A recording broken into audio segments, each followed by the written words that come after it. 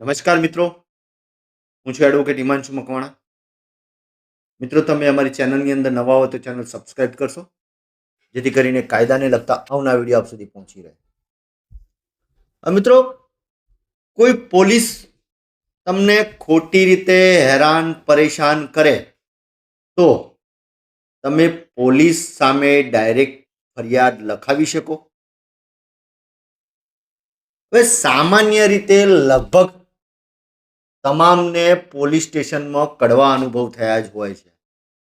Police સ્ટેશને વ્યવસ્થિત જવાબ ન મળવો, ખોટા ધક્કા ખવડાવવા, અયોગ્ય અને ઉદ્ધત વર્તન કરવું, તેમજ અરજદાર સાથે મનમાની કરવી, એવા કેટલાય ખરાબ અનુભવો લોકોને થયા હશે. પોલીસ અત્યાચારની ઘટનાઓ વધતી જાય છે, પરંતુ કાયદાની અજ્ઞાનતાના કારણે અને પોલીસના ડરના કારણે લોકો પોલીસ વિરુદ્ધ ફરિયાદ કરતા નથી. પરંતુ હવે તમારે ડરવાની જરૂર નથી, કારણ કે પોલીસ કમ્પ્લેન ઓથોરિટી PCA વર્ષ 2006માં પ્રકાશસિંહ વિરુદ્ધ ભારત સરકાર નામના કેસમાં સુપ્રીમ કોર્ટે દરેક રાજ્યોને પોતાના પોલીસ તંત્રમાં માળખાકીય ફેરફારો કરવાનો આદેશ કર્યો. આ અંતર્ગત દરેક રાજ્યમાં એક પોલીસ કમ્પ્લેન ઓથોરિટી જિલ્લા લેવલ પર તથા રાજ્ય લેવલ પર ઊભી કરવાનો આદેશ આપવામાં આવ્યો. આ પાછળ નામદાર સુપ્રીમ કોર્ટનો ઉદ્દેશ્ય હતો કે પ્રજાની પોલીસ વિરુદ્ધની વિશાળ ફરિયાદોનો સ્થાનિક કક્ષાએ અલગથી જ એક વ્યવસ્થા ઊભી કરી નિકાલ કરવામાં આવે. રાજ્ય કક્ષાની પોલીસ કમ્પ્લેન ઓથોરિટીમાં ડીવાયએસપી કક્ષાના નિવૃત્ત અધિકારી તેમજ નિવૃત્ત સનદી અધિકારી તેમની કામગીરી સંભાળતા હોય છે. પોલીસ કમ્પ્લેન ઓથોરિટી સમક્ષ શું ફરિયાદ કરી શકાય? એક, પોલીસ કસ્ટડી દરમિયાન મોત નિપજાવવામાં આવે.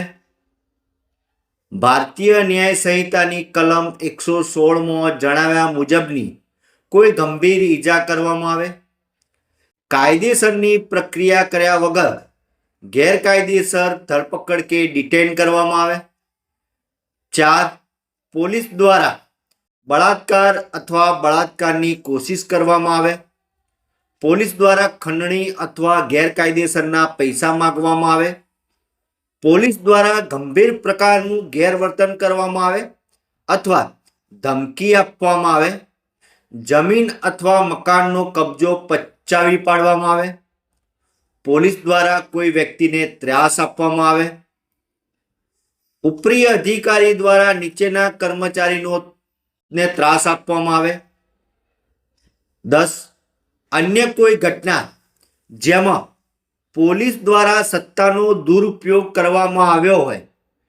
જો કે આ તમામ બાબતે પોલીસ કમ્પ્લેન ઓથોરિટીમાં તમારી ફરિયાદ લેતા પહેલા ફરિયાદ કેટલી વ્યાજબી છે તેની પ્રાથમિક તપાસ પણ કરવામાં આવે છે. પોલીસ કમ્પ્લેન ઓથોરિટી PCA સમક્ષ કોણ ફરિયાદ કરી શકે?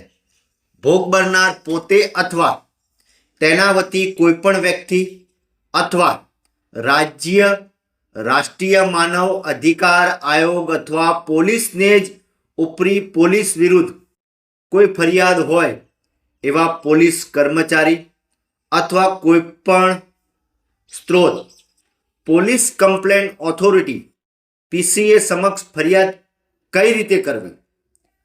PCA સમક્ષ કોઈપણ વ્યક્તિ પોલીસ વિરુદ્ધમાં તેમજ પોલીસ પોતે પોલીસ અધિકારીની વિરુદ્ધમાં ફરિયાદ લખાવી શકે છે અને ફરિયાદ લખાવવા માટે ભોગ બનનાર અથવા તેની વતી કોઈપણ વ્યક્તિએ પોતાનું નામ, સરનામું, સંપર્ક નંબર સહિત એક સાદી અરજી લખવાની રહેશે, જેમાં શું ઘટના બની હતી તેની સંપૂર્ણ વિગત, કઈ તારીખે અને સમયે બની હતી તેની વિગત, તમે કોના વિરુદ્ધ ફરિયાદ લખાવો છો તેનું નામ, હોદ્દો અને પોલીસ સ્ટેશનની વિગત, ઘટનામાં શું શું કહેવામાં અને કરવામાં આવ્યું હતું, આ ઘટના બની ત્યારે તે જગ્યા એ અન્ય કોણ કોણ લોકો હાજર હતા, જેમણે આ ઘટના બનતી જોઈ હોય તેના નામ અને વિગત.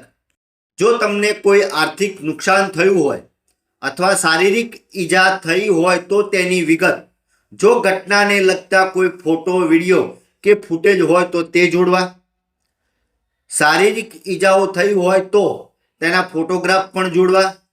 જો ઈજા થઈ હોય અને સારવાર લીધી હોય તો મેડિકલ સર્ટિફિકેટ જોડવું. પોલીસ સ્ટેશન ડાયરીનો પુરાવો. આ ઉપરોક્ત તમામ બાબતોની એક ઝેરોક્સ કોપી ફરિયાદ સાથે બિડાણ કરીને પોસ્ટ દ્વારા, ઈમેલ દ્વારા કે રૂબરૂમાં જઈને પણ ફરિયાદ આપી શકાય છે. Gujarat police complaint authority PCA નો સંપર્ક. યાદ રાખો, દેશમાં કાયદાથી ઉપર કોઈ નથી. કાયદો જ સર્વોપરી છે. જ્યારે સત્તાના દુરુપયોગ દ્વારા અત્યાચાર કે ત્રાસની ઘટના બને ત્યારે આપણે યાદ રાખવું જોઈએ કે આપણે કાયદાકીય બાબતોમાં જાગૃત થવાની જરૂર છે અને કાયદાકીય રીતે ન્યાય મેળવવાની જાણકારી મેળવી તેનો ઉપયોગ કરી અત્યાચાર અટકાવી શકાય છે. તો મિત્રો, કોઈ પણ પોલીસ તમારી સાથે ગેરવર્તણૂક કરે છે કે તમારી સાથે કોઈ પણ જાતનું ખરાબ વર્તન કરે છે તો તમે તે પોલીસ અધિકારી કે પોલીસ વિરુદ્ધ ફરિયાદ આપવા માંગતા હોય તો Gujarat police complaint authority PCA નો સંપર્ક કરી તમે તે પોલીસ અધિકારી વિરુદ્ધ ફરિયાદ આપી શકો છો અને તેના વિરુદ્ધ કાયદેસરની કાર્યવાહી પણ કરાવી શકો છો.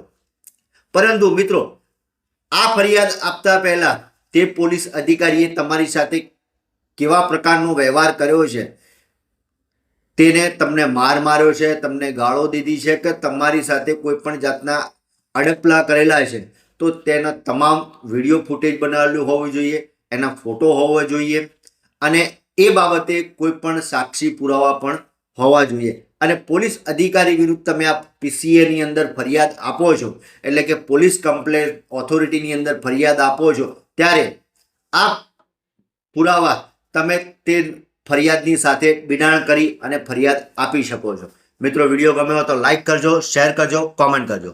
અસ્તુ. જય હિન્દ, જય ભારત.